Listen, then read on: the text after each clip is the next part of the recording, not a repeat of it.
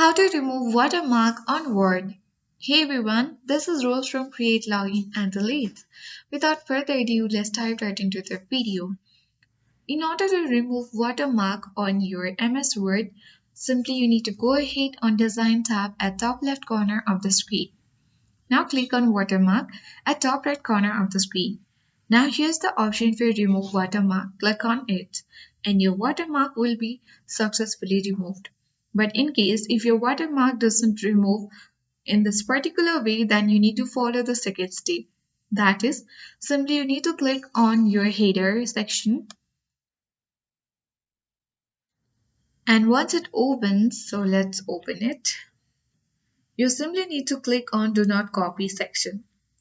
So once it has been selected, what you need to do is you can click on delete button on your keyboard and your do not copy watermark has been successfully removed.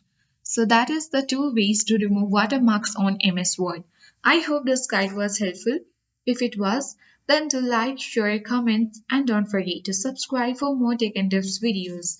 Thank you for watching and see you in the next video.